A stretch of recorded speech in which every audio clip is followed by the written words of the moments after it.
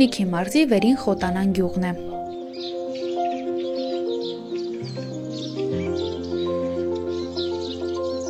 Առաջ գյուղը քանդած արա։ Գյուղ մտնելուն պես հանդիպեցինք Արցախից տեղահանված եւ Վերին Խոտանանում հաստատված երեխաների։ Թեև չսիրեցի մեր տեսախցիկը, բայց ցանկություն հայտնեցին մեզ ուղեկցել գյուղում։ Բարև ձեզ։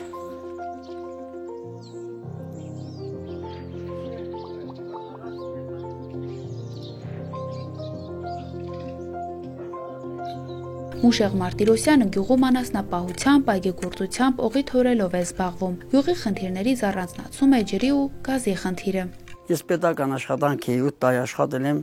հիմա բարեկային էկոպարեկային ծառայություն ադարել դուրս եմ մնացել։ Չունեմ աշխատանք։ Մի քանի հոգի տես դպրոցում աշխատող կա, բայց էլ հիմնականում զբաղվում են անասնապահությունով, մեկ էլ հողագործությունով։ Եկեք։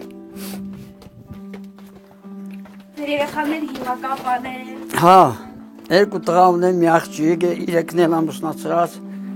թորներ ունեմ, ասում եմ 8 հատ, Աստված պահի։ Այս տարվա բերքից չի դժգոհում այգու տերը, միայն ափսոսում է, որոշ ծառեր արդեն ցուրտը տարել է։ Անցած ժամանակս արաղ եմ քաշում։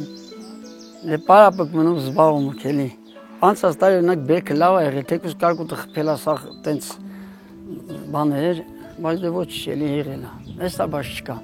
Նայ թութ կա, շլոր չկա, տամբուլի վրա չկա, շախ կա բռն։ Արի արաղի բանն էլ ցույց տամ։ Դե սովորաբար այս նավն է,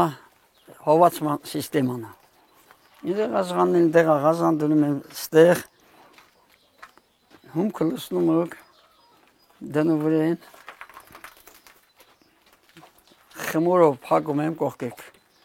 Հետո տակ վառում էլի, երմա սպիրտ անջատվում։ Դες ես բունում ալի մի 15-20 օր, դաժ մի ամիս։ Թթվում է, հետո գազանում ու արաղ էլի քաշում են, արաղի սիրահարի եկալ է։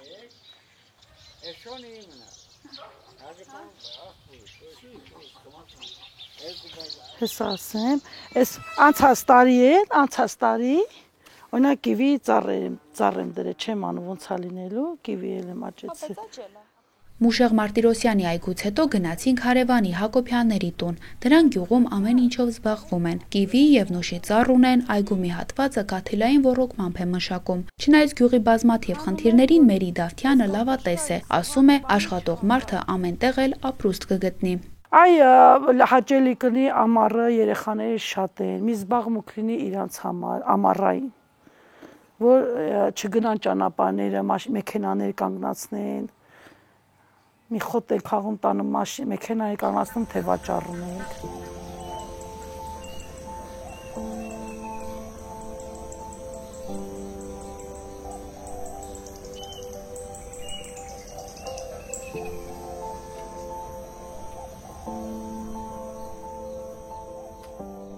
Գյուղի բնակչությունը 200-ի է հասնում, սակայն երիտասարդները քիչ են։ Հիմնականում Կապանի արդյունաբերական ձեռնարկություններում են աշխատում։ Դպրոցում մոտ 30 աշակերտ կա։ Աշակերտների թիվն ավելացել է Արցախի բռնի տեղահանումից հետո, երբ մի քանի ընտանիք հաստատվել է այստեղ։ Մերիի խոսքով մնացած գյուղերի համեմատ իրենց գյուղը ակտիվ է։ Արցախից այս ընտանիքները ամենաշատը 9 երեխա, 6 երեխա, իրանք են էլի բազմացրել մեր գյուղը։ Ամեն մի ընտանիք այդքան երեխա կա։ Հա, շատ։ Լավ, մեր գյուղ աշխուժ, Ղափանից դասատուները գալիս են, ուրախ։ Դե օրինակ ես աղվանի որ գնում եմ թոշակ եմ տամ 3 հոգի։ Այդ գյուղում ոչ մարդ չկա։ Տանձավ է մի քանի, որ նայում եմ մեր գյուղն ալա։ Դե չեմ անում։ Ներքե խոտանա մարդ չկա,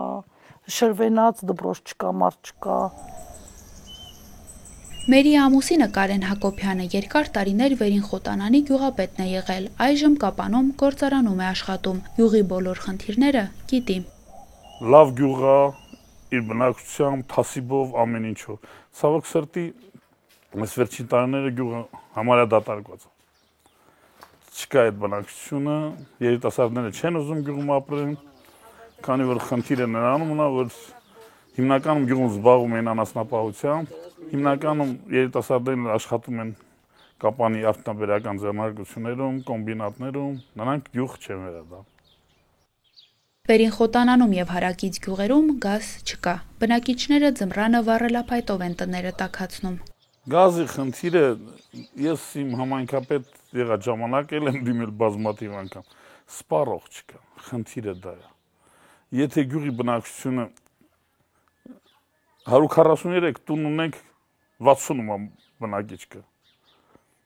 Մնացը դատարկ։ Այդ դրա համար այս տարածքաշրջանի գյուղերի բնակչությունը կիսով չափաբնակեցված։ Ամբողջ 12 գյուղում 1000 բնակիչ չկա։ Իսկ 500 բնակիչ չկա։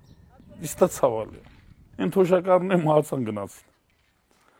Բոլորը քաղաքում են, արդյունաբերական ձեռնարկություններում աշխատում են, գյուղատնտեսությամբ չեն զբաղվում։ Գյուղում էլ գալիս են քեֆանում գնում։ Վերին Խոտանանում այս օրերին կատարվող ամենանշանակալի իրադարձությունը դպրոցի շենքի կառուցումն է։ Բնակիչները հույս ունեն, որ նոր շենքային պայմանները հնարավորություն կտան երեխաների թիվն ավելացնել եւ կյանքը աշխուժացնել։